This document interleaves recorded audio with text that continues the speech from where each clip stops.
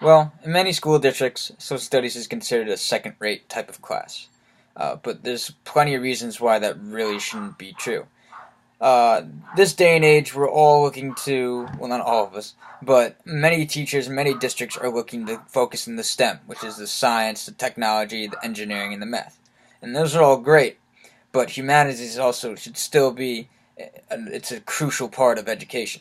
Unlike all of those STEM ideas, social studies curriculum learn in a social studies classroom, it can be used every day, as opposed to you might not use math every day, you might not use science every day, but social studies you will use any day. If you have an opinion about it, some type of political idea, that's using your social studies. If you want to go out and vote, that's using social studies.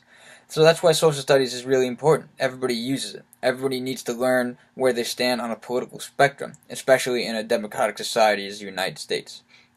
Um, it's also really important to learn about different cultures.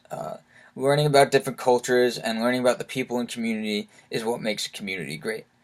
So learning about different things about a culture will cause less uneasiness between two different groups of people, which will should be learned in a social studies classroom. It's really important to know about your own community, and that way we can tackle problems in our community together as everyone in the community can.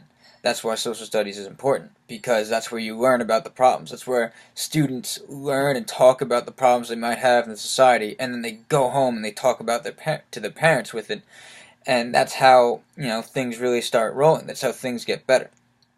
From the Kipper and Larson's text, that's what they say. Community is really strong. That's why we have social studies, to build up from a progressive idea and build up our communities from starting young, starting those social studies ideas and all of those topics um, with the younger generation and keep moving them up to make our community as better in a whole.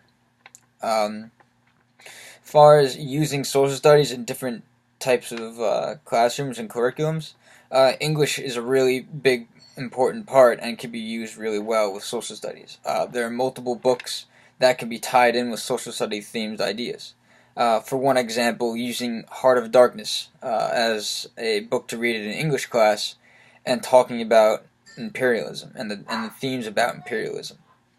There's also plenty of, let's see, like Holocaust memoirs, where we can talk about how bad persecution could be and why we have to fight and look up for it and look out for types of persecution against different races, or see really the damage of what it can be when different stigmas come along. Even with math, math can be used as a way to integrate social studies. Math class can use surveys. They can do all sorts of demographic surveys and all different types of voting ideas and voting surveys or exercises to determine what type of demographic is in a certain area and why is it like that. Question: why is a certain demographic in one area and why isn't?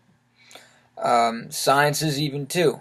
Sciences could talk about maybe how one uh, demographic is getting uh, some type of drinking problem in their drinking water and why one isn't.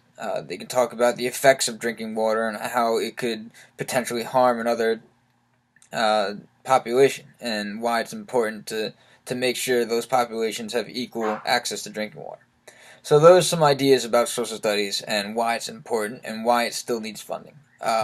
Learning about local ideas and learning about it in the community is essential. And going on like field trips to local museums, visiting local sites that have historical significance in the area is really important. Also, looking at um, resource areas where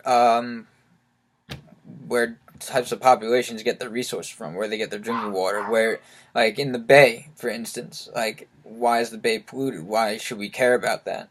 And those types of questions need to be answered in a social studies classroom. So that's really why social studies shouldn't really be considered a second-rate type of class. Humanities is used every single day, and it has to pertain to everyone. No matter what type of person you are, what type of profession you want to go in, everyone has the power to go out and vote in our type of society. And that's where you learn those values in social studies.